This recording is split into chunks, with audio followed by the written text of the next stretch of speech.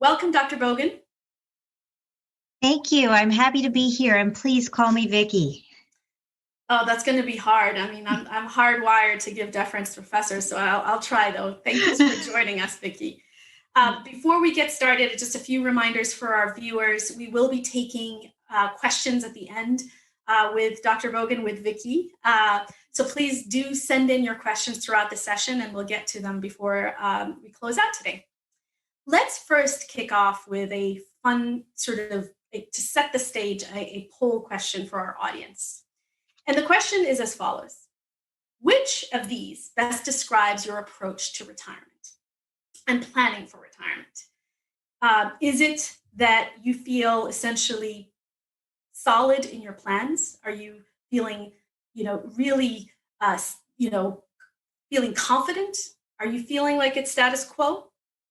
Are you feeling a little ultimately nervous? Now, I know we have the wrong question and answer on the screen, so we'll come back to that when we correct it with our producers, but that's going to be the question. So think through that as I start talking to Vicky on how confident you're feeling about your retirement planning so far. So we'll get back to that in a second. But Vicky, let's get started with a question that really is about setting us up the stage for us in understanding what are the things that are preventing our brains essentially from doing this thing we know is right for us, which is planning, investing for the future, and saving for investor. High level, tell us what are some of those things that prevent us, and we'll dig into each one of them a little bit later. So I like to group some of the main influencers on retirement savings behavior into four big categories. A fancy term called time inconsistent preferences, inertia, something I like to call bandwidth, and then mental health issues. And so hopefully today we can kind of have a chat about some of the big kind of behavioral influencers that I think impact how households save for retirement. Got it. Okay, let's get a little specific. So I think you said the first thing is like hyperbolic discounting, is it? Tell me what that means. Why does it matter? Or time preference, I think you called it when we last spoke. Why does it, first of all, what is it? Please keep things simple for me, Vicky, so I can keep up with you. Okay. Tell us why it matters, and essentially if you could give us examples and how it matters for retirement, that would be great. Oh, happy to do so. So as you mentioned, hyperbolic discounting is a form of what we call, of what I mentioned, time inconsistent preferences. And so what does that mean? Hyperbolic discounting occurs when someone puts too much weight on the present when making decisions about their money. It happens all the time, especially with regard to retirement savings. And so, I'm a professor, so you have to indulge me a little bit, but let's back up with a little background. And I just want to remind people, investors, most financial models assume that all people are what we call exponential discounters. And what that means is that given two equal payouts, most people prefer one that arrives sooner rather than later. Mm-hmm. People discount the value of getting money in the future by a factor that increases as time passes. And so that's kind of intuitive. And in financial models, we refer to that by the fancy term of exponential discounting. However, a lot of behavioral studies have demonstrated that sort of constant discount assumption in exponential discounting is not what people actually do when making financial decisions. The discounting that they do, it's inconsistent. And so with hyperbolic discounting, a person's sort of valuation drops really sharply for short delay periods, and then drops more gradually for longer delay periods. So for short delays, the value of future payouts is much lower than traditional models would suggest. And as a result, hyperbolic discounters have a tendency to make choices that are inconsistent over time. And so most hyperbolic discounters make savings mistakes. They have some self-control issues with their money when the choices and the consequences are separated in time. And with respect to retirement savings, right, the cost of, okay, I'm not going to be able to buy things and consume now because I'm going to have a benefit in the future. The choice, the cost, and the benefits are separated in time for retirement savings. So this hyperbolic discounting tends to influence people's behavior. And what happens is they save too little in the present because they put too much weight on what they're consuming now. And then by default, they make retirement savings choices that they may regret in the long run. In essence, they make choices today that in the future they wish they hadn't. So let me try to make that really clear with an example. I'm giving you a couple of different examples that I often give to my students when I teach. And so to give you some context, I usually teach in the mornings around breakfast time. And I don't know if you're familiar, most college students don't like to get up early. They skip breakfast, and I don't allow them to eat in class. So just think about those things as we're going through this example. So I pick a student and I say to the student, okay, today's Wednesday, but next Wednesday in 1 week, I'll bring your favorite breakfast sandwich to class and let you eat it in class as like a special treat. Or instead of Wednesday, next Thursday in 1 week and 1 day, I'll bring 2 of your favorite breakfast sandwiches to class and you can eat it in class. And I ask the student, I say, what would you prefer? 1 sandwich next week, next Wednesday, or 2 sandwiches next Thursday? Everyone always answers 2 sandwiches next Thursday. Why? Because 2 is better than 1. Then I ask the same person another question. Remember, it's breakfast time and they're hungry. Mm. What if I give you the choice between having 1 sandwich right now and 2 sandwiches tomorrow? What would you choose? Almost everyone chooses the 1 sandwich now. Why? Because they're hungry and they're not willing to wait an extra day for an extra sandwich. So before, they were willing to wait an extra day for an extra sandwich, but now they're not. They're heavily discounting the extra sandwich because the choice is now in the present. And just the 1 sandwich now is worth more to them than 2 sandwiches the next day. And so that's in essence what hyperbolic discounting is. And so now let's think about this when we're thinking about money.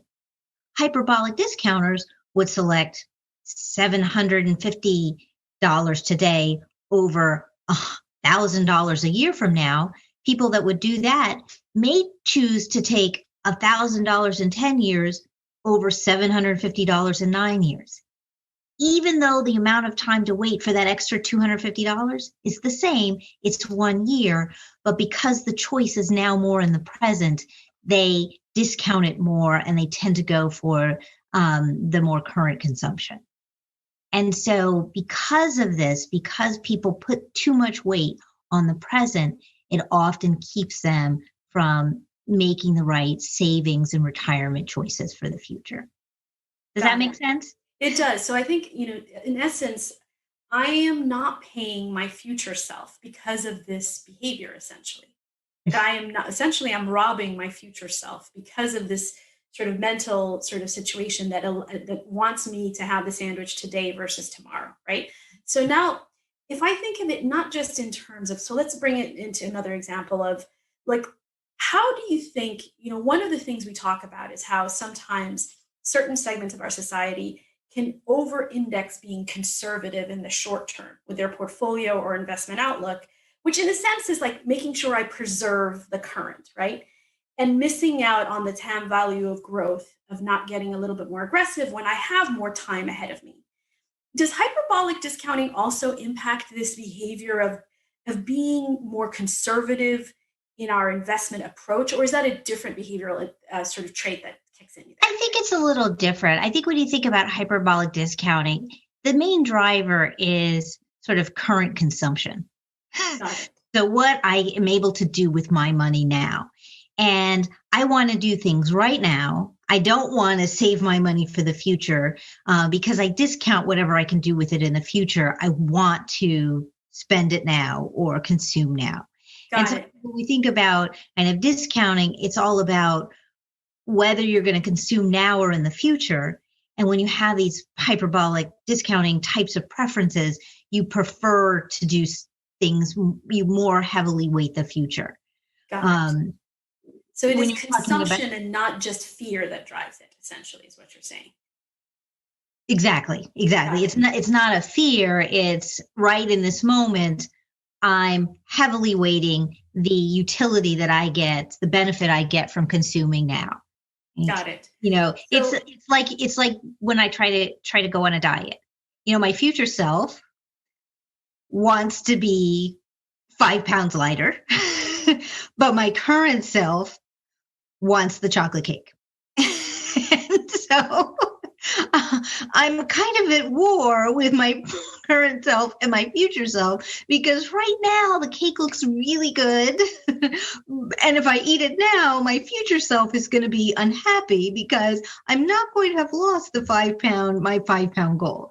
And it's similar when you think, you know, the cost and the benefit are separated in time. You know, the benefit is right now of eating the cake. The cost that I pay of not losing weight is in the future. It's kind of it's the reverse when you think about retirement savings, right? yeah, The benefit of spending right now the benefit of spending is right now. And you know, the cost is right now and the benefit of being able to spend is in the future for retirement savings. So it's hard to make that choice. got And it. so when we think about timing, consistent preferences, it's how, you know, you're kind of at war with your present self and your future self are kind of at odds a little bit.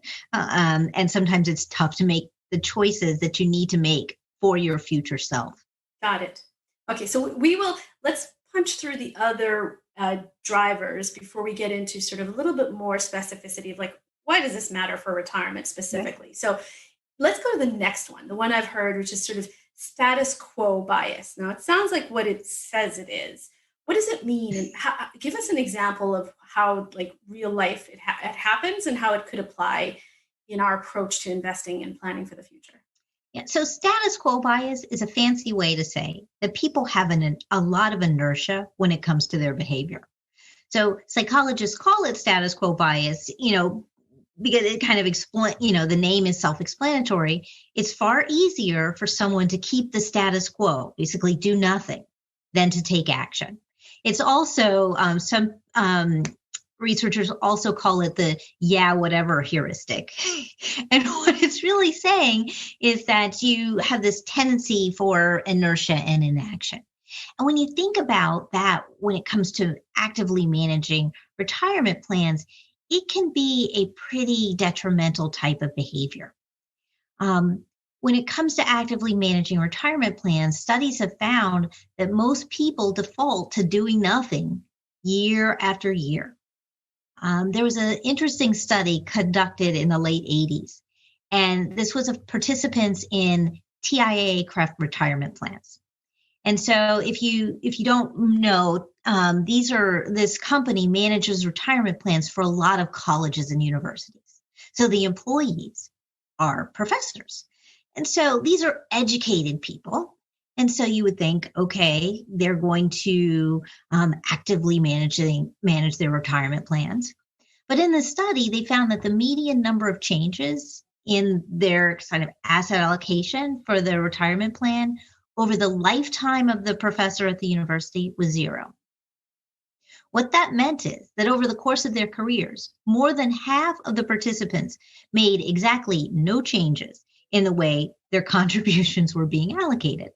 You know, and it's even this inertia extends to even more trivial things. They found in this study that many married participants who were single when they joined still had their moms listed as their beneficiaries. So when we think about not doing anything for retirement, people just signed up, did something, and never looked at it again for their entire careers. And that's this inertia that Mhm. people just, you know, set something up and I'm not going to change it. And that can be uh, very detrimental when you think about trying to actively manage your retirement savings. Yeah. And it's one thing, I suppose, to have lack of inertia if it's about like not making my bed in the morning. It's another when it's something as consequential as this. So we'll start digging into sort of how to, even though understandable, how do we start, having our brain work for us, if you will. Let's talk about the third one you mentioned, which I think you said was cognitive load or bandwidth. What does that mean, and why does it matter in the matters of retirement planning? Okay, so this is an interesting one. So when we think about, from the academic perspective, there are a couple of fundamental assumptions in investment theory about how people behave. And it assumes that people are comfortable and capable enough with kind of mathematics to figure out how much to save and invest, and that people have enough willpower to implement the relevant financial plan. Up to this point, we've talked a lot about individuals having sort of enough desire or willpower to implement the appropriate retirement savings plan. But before somebody can think about being able to implement a plan, they need to know what the plan should be. Mhm. And at the core, developing a plan for retirement isn't easy. A large number of people don't know how much they should save or how much they would eventually need. You quoted some survey statistics at the beginning of the segment. There was a recent report from the US Federal Reserve that found 1 in 4 non-retired households had no retirement savings at all. More than 40% of retired adults said that their retirement savings were not on track. And you were thinking about people trying to plan their retirement, as an economist, we describe sort of this household decision-making process as wanting to, we call it smooth consumption over time, over the course of your life. So you want to have consistent and equal consumption over time. And what that means is when you're working, you want to save enough money so that when you're not working, Yeah. you won't have a significant drop in your lifestyle. And that's kind of economically what households should be trying to do. And from an economist perspective, we say, oh, well, okay, that's a optimization problem. And households need to be able to do that so they can save for retirement. But that's a really difficult problem to solve. It requires a lot of assumptions. And so because of it, some households might just not have the bandwidth, sort of the time and the energy needed to figure out how much they'll need to have in retirement and compute the correct savings rate.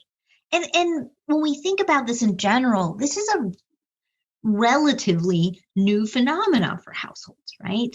We came from a time when most of the retirement plans, 20, 30 years ago were defined benefit plans. And so that that calculation of how much you're going to need for retirement, your firm did that for you. Your employer did it. And then, when you retired, you just got a check every week. Now that process and all that calculation has to be done at the household level. It's the household's responsibility to take care of that. We don't have those defined benefit plans where somebody promises to cut you a check until you die. You have to put away money and save. You can get some from your employer, but it's on you to figure out how much you're going to need at the end of the day.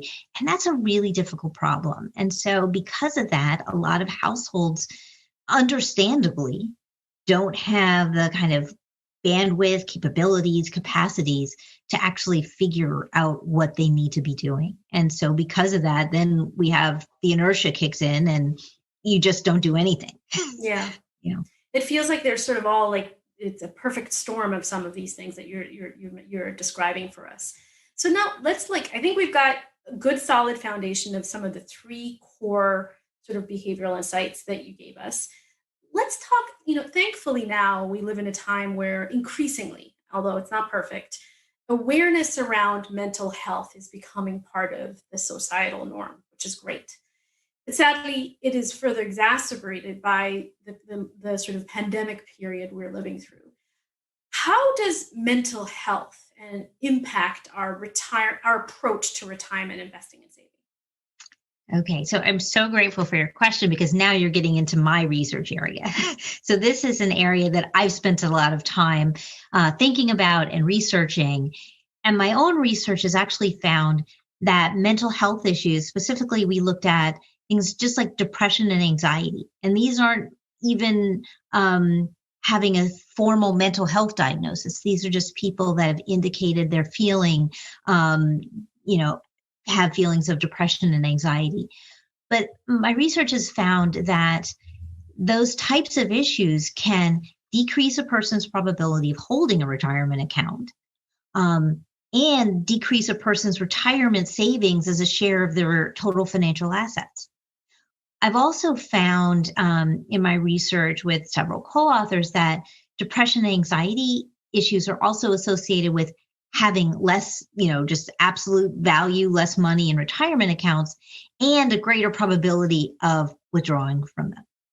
And so people don't often, it's not often salient for people, this link between kind of health and your financial decision making.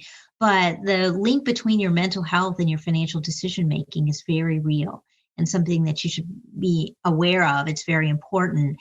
And as you mentioned, just to reiterate the point that you made, we're living in a pandemic, and we know that the COVID crisis has intensified depression and anxiety for many. And so it's just another factor that we need to be aware of. Got it. So now that you've set the foundation of sort of some of the drivers, from the interactions we've had, Vicki, that I as well, I want to respect the size and magnitude of the problem. We also have to give people sort of what is it that unlocks us, that gets us moving in the right direction, even if it's not solving the whole issue, right?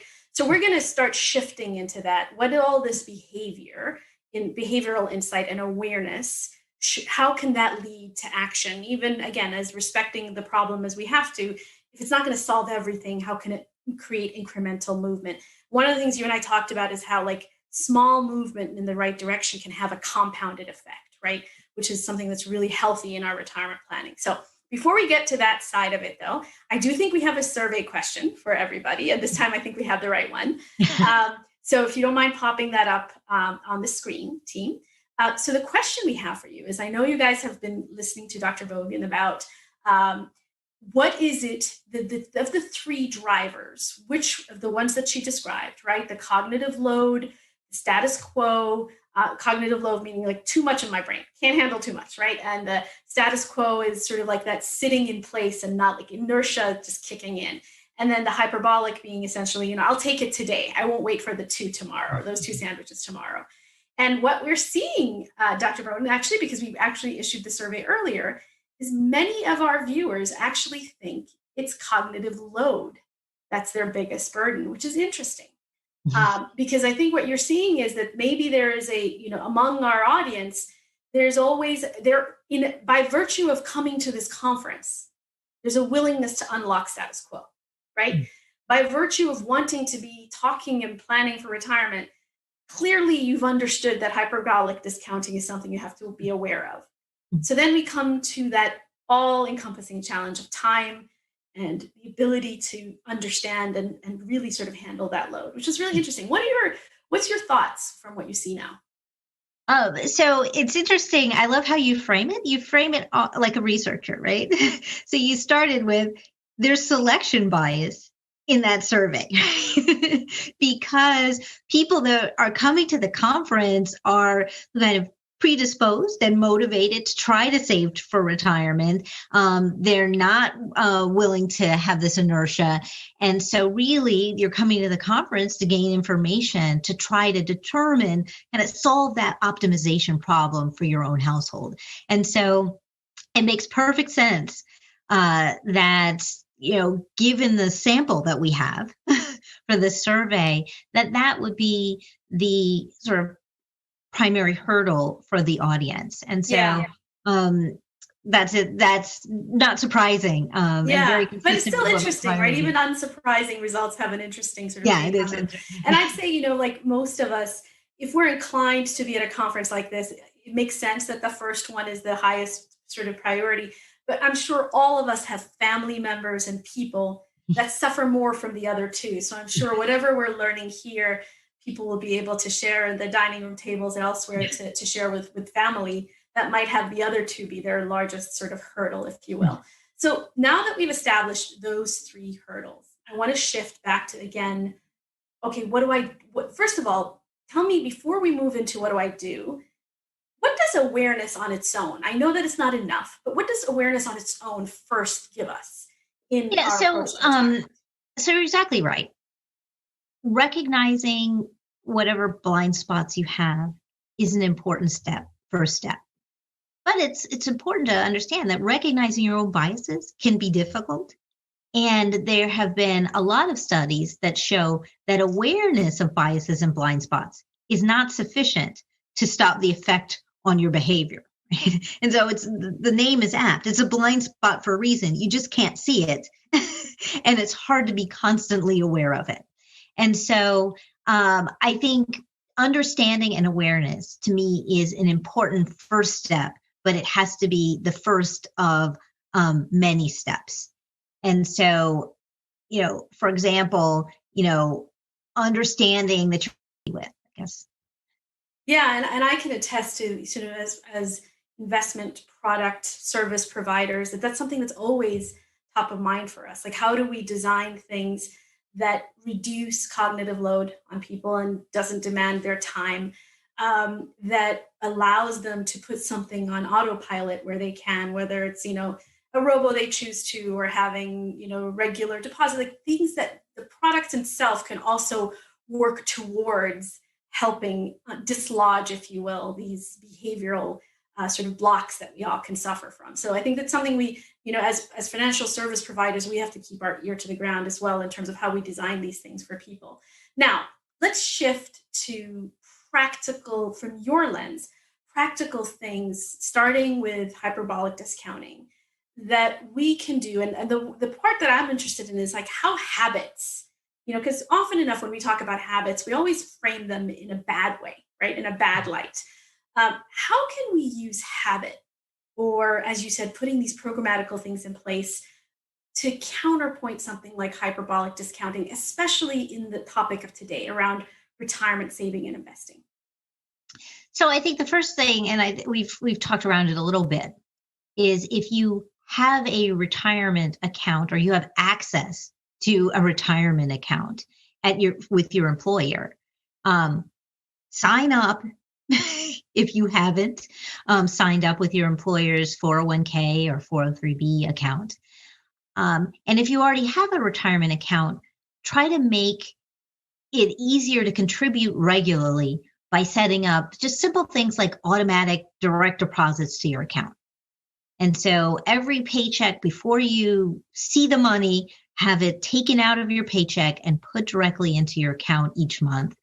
And things as simple as that allow you to sidestep the hyperbolic discounting, because instead of having to actively make that choice, oh, well, I have my paycheck now, and then I have to transfer the money, and I really want to buy this, flat screen TV and not save it for my future self. It kind of takes the decision out of your hand and makes a decision that your future self will be very happy with. Yeah. The other thing is you're setting up a situation where the bias will start to work in your favor, because once you have those direct deposits set up, that becomes the status quo. Mm-hmm. And your status quo becomes regularly putting money away for retirement, and then you don't have to think about it. So you've designed your system, your personal financial management system, to kind of work for you and your future self, and set something up to use some of these biases to your advantage, I guess I would say. Yeah. It's interesting. The other thing we often talk about is the buffers that you can create that protect those those habits, if you will, those good habits you've put in place. So, like, let's say you have your 401k, but then ultimately you also augment that with an IRA and a savings account so that when that time comes, you need to rate it. You're not going straight to the nucleus of the thing that you've set up, right? So the savings, if you have the ability to have it, however thin it is, can really sort of be the yield sign before you start eroding away the tax-free growth of some of your retirement capabilities. So your retirement tools. So lots of interesting insights here. So now that we've gone through some techniques around how we can make habit a sort of a friend of ours, tell us a little bit in the context of disruption. As you saw just recently, we just saw our CEO and our chief investment strategist talk about disruption in the context of our company, right? And how disruption can invite innovation and change of norms. No doubt about it, disruption also presents hurt. But tell us a little bit about how an environment of disruption can actually also allow us and give us the ability to further accelerate these good habits that you're talking about. Yeah, and so when I think about disruption in the context of retirement savings, and I mentioned it briefly before, kind of the biggest disruption over the past couple of decades has been employers' shift from defined benefit plans, where retirement is completely paid and guaranteed by the employer, to defined contribution plans, where individuals have to contribute, participation is voluntary, and there are no guarantees. And so that's a disruption. And research has shown that the voluntary nature of these defined contribution plans that, came out of this disruption has made saving particularly challenging for people due to a lot of the issues that we've just discussed. But I think you can also use this disruption to work in your favor, right? And to start to incorporate some of these automated financial processes like direct deposit into 401k accounts, or even as direct deposit into other accounts as well, into your investment account. The disruption of kind of increased availability of robo-advising, and there's a lot of disruption around transaction costs. Right? So we kind of the first major disruption, in sort of the modern internet era was this idea of internet trading, which precipitously dropped the cost per trade for investing for companies. And now we're in a world where trading, cost per trade, those fees have gone to zero. Right? And so it makes it, they call it the democratization of finance, in that more people have access to, investing and trading than have previously, because they don't have these direct transaction costs. Now, there are other issues with that, which is kind of outside of the scope of this conference to explore, that I'll table, but we can understand that the disruption does allow a larger swath of the population. The disruption of decreased transaction costs allows a larger swath of the population to have access to investing and investment tools. Yeah. It's interesting because I think, we are living in a time where, I remember about 10 years ago, the lament was about the shift away from sort of employer-based retirement programs to now much more sort of individual contribution. And I feel like most of our sort of society has moved on. Like it's set in that it is going to be 401ks and IRAs, and that's the way it goes. What's really interesting, though, I think, is we see that the if you will, the silver lining is the amount of people that are now much more aware about investing, which is really important. Like, I think one of the things that is really detrimental for any society is when there's a lack of understanding about the topic of money. And sometimes when somebody else does it for you, there's a lot of sort of that self, sort of determinative stuff that gets out of your hands. So I think that that's one of the things that I think we feel really strongly at Ally Invest is sort of like flattening the playing field, getting people to have access to things that perhaps before they thought they didn't understand it or they couldn't have access to it, which I think is really important. So let's now shifting away from the behavioral sort of tenets of it to now talking a little bit about how either culture or trends around culture and representation plays a role in partaking in retirement investing. So in terms of your experience, I know as a professor, you've told us a few stories about your own experience as a professor. How does representation by your estimation, impact participation in something like retirement savings and investing? Well, I think people tend to do, and when we talk about money, what they've seen and experienced.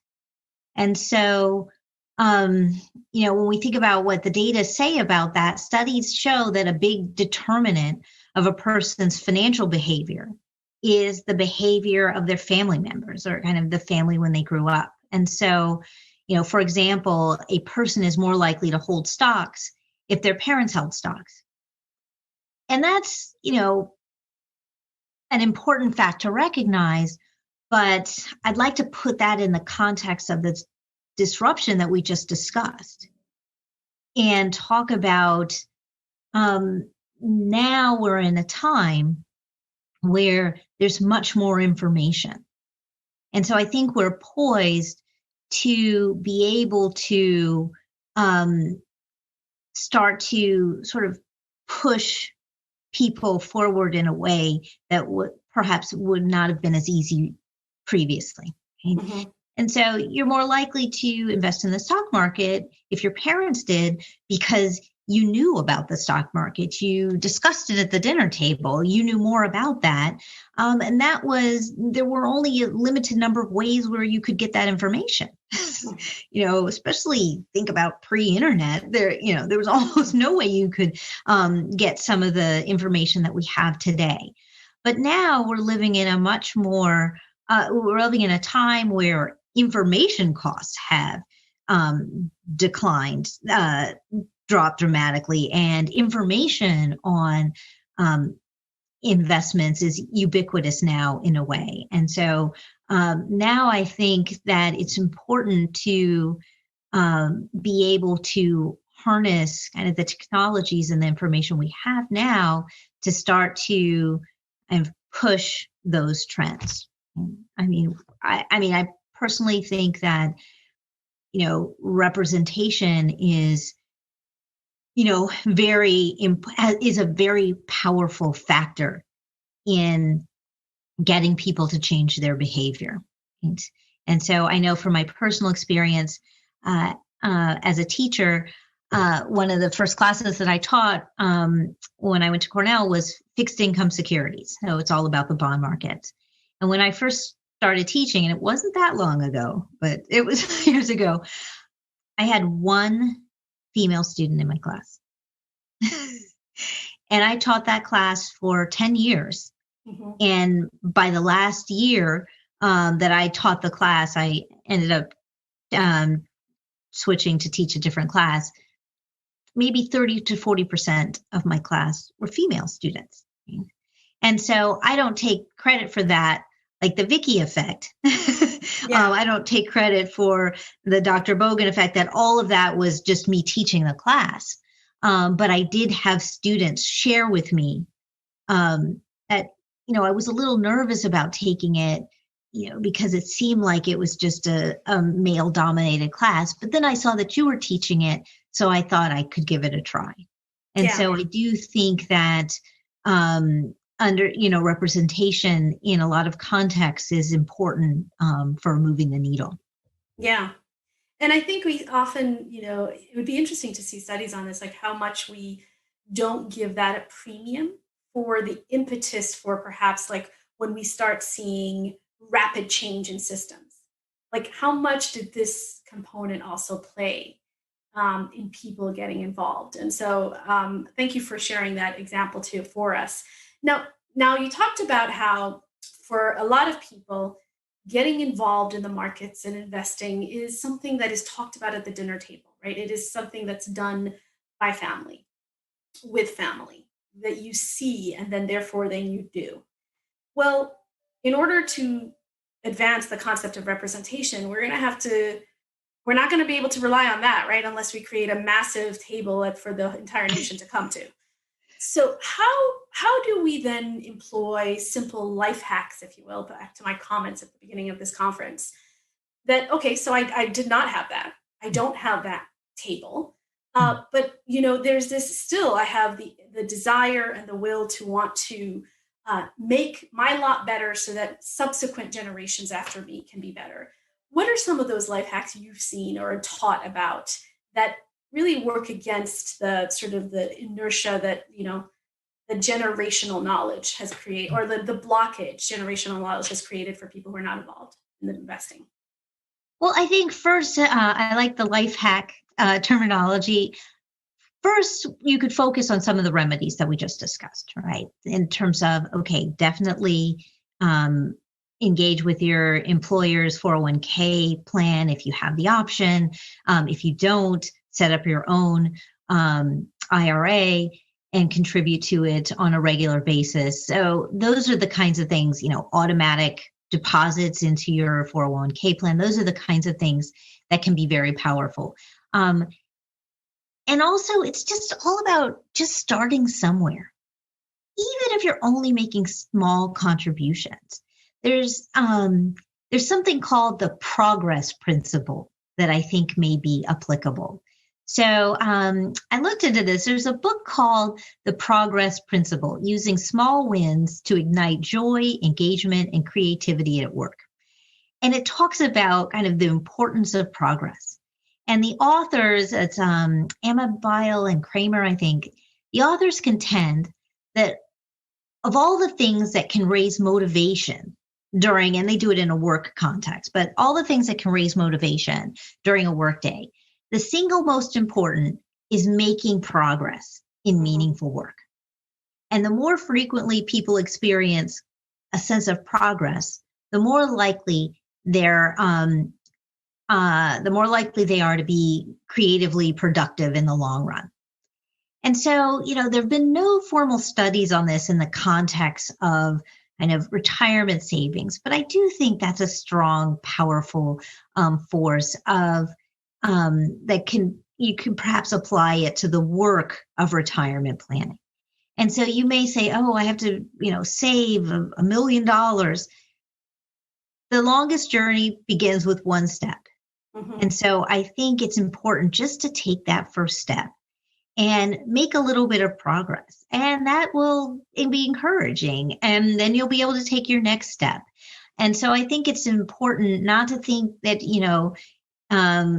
you have to digest it all at once, just one small bite at a time, I think is important for people that are, really new to this whole idea of actively managing retirement and household finances. I love that. I think I'm going to have a t-shirt made out of it. The progress principle, is it?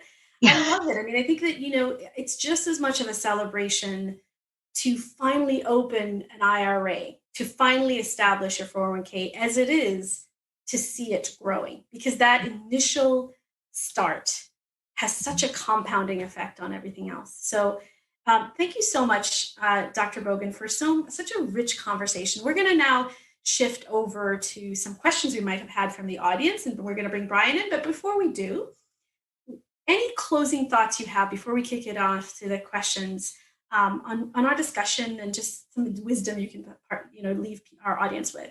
Well, I did want to mention something that we have talked about previously. What do you say to those who assume they're just not going to retire or slow down? And that's a response that I've heard often. People saying, well, I don't have to worry about retirement savings because I'm just going to keep working forever. Yeah. And to those people, I definitely hope that could be the case, but I would caution people who are thinking in those terms not to fall prey to another behavioral bias that we call excessive optimism. And so excessive optimism is when you overweight the probability of something good happening or underweight the probability of something bad happening. And as one ages, the likelihood of having maybe a health issue that prevents you from working or makes you slow down, that likelihood, unfortunately, it increases.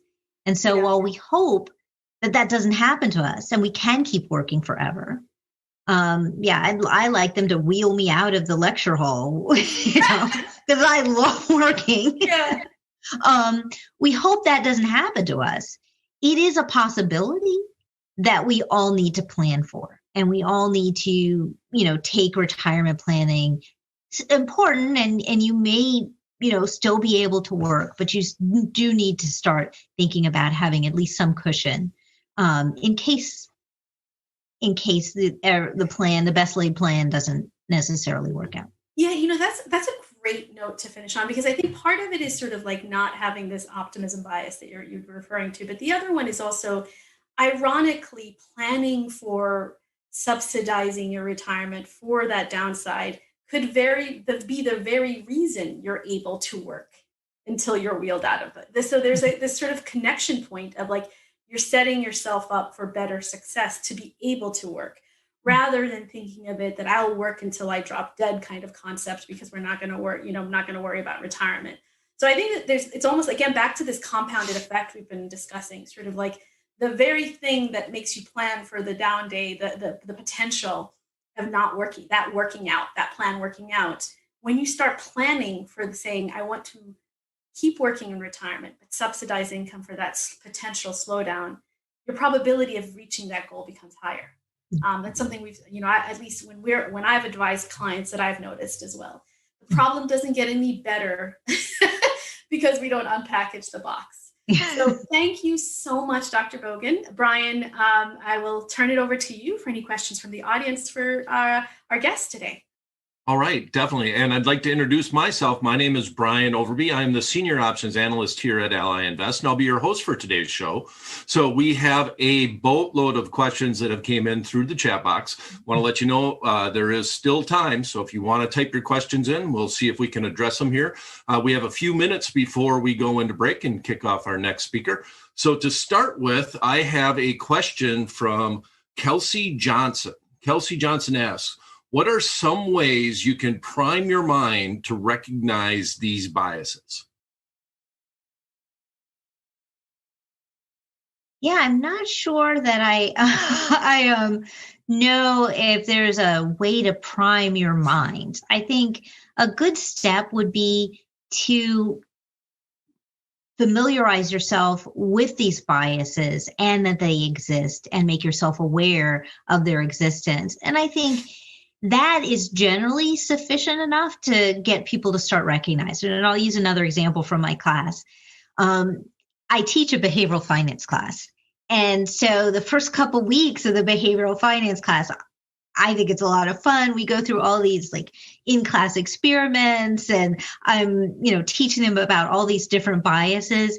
And then usually after the first week or two, students start coming up to me after class. Professor Bogan, I just realized that I did such and such. I just saw this example. My parents did it. And so I think, the first step is just education and awareness and knowledge. And I think usually that's the first step to kind of priming your mind to starting to recognize what's happening. All right. And then we have another excellent question. I'm not quite sure the username. Noy, I'm going to say Nonoy. So here we go. Here's the question. What would make more sense? Putting all my extra money into paying off a loan, or paying the minimum on the loan and investing the rest? That actually could go to both of you, I guess, here. Yeah. Okay, so I will let Lule answer that, because I do not give investing advice. As a general rule, I don't give individual investing advice. Yeah. And we don't have to answer it in an individual case, because every situation obviously is specific to the individual's sort of financial predicament. But the way to think about it is essentially what your loan amount is. In other words, what you're paying for it is a factor in that decision, right?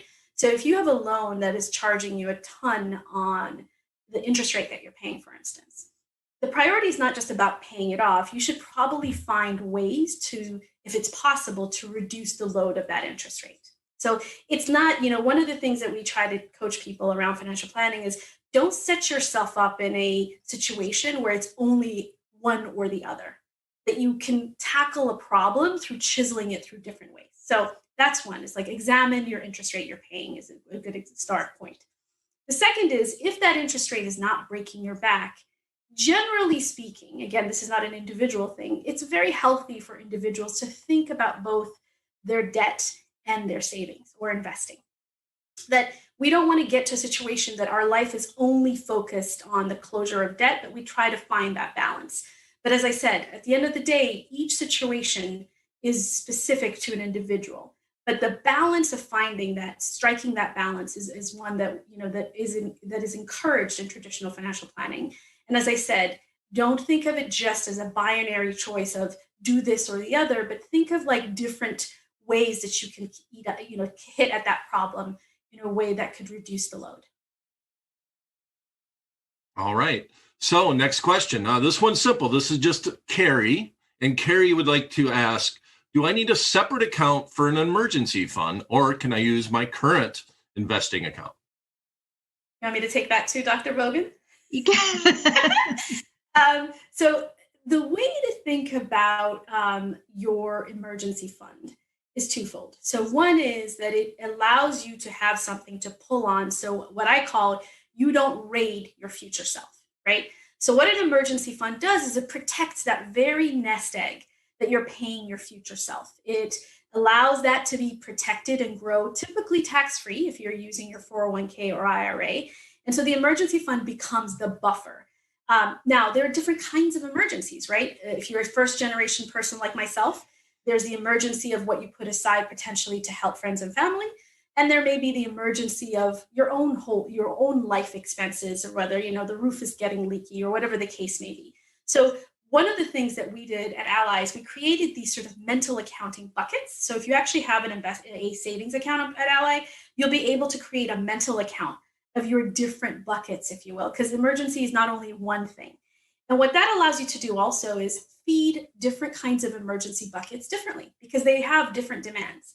But the first lesson is the importance of an emergency fund, because it protects that nest egg that's going to pay for your future. But the second is make sure that you nuance that emergency fund as well, depending on how that urgency comes about, because that you may actually have a layer effect of some of your emergency funds protect you further from rating your retirement savings in the future. Now, this is also assuming that we can have that kind of luxury of being able to be buffering our emergency funds. But ultimately, we'll be talking later on today about some techniques that people have employed, whether it's FIRE or other non-orthodox ways of shrinking our expenditure so we are able to have that excess for emergency fund where it's possible. So stick around for some of that insight as well today.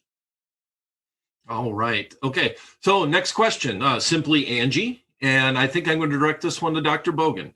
How do you handle differing attitudes in a marriage regarding investing / savings for retirement? Good luck with that one. Okay. No, I mean, actually, I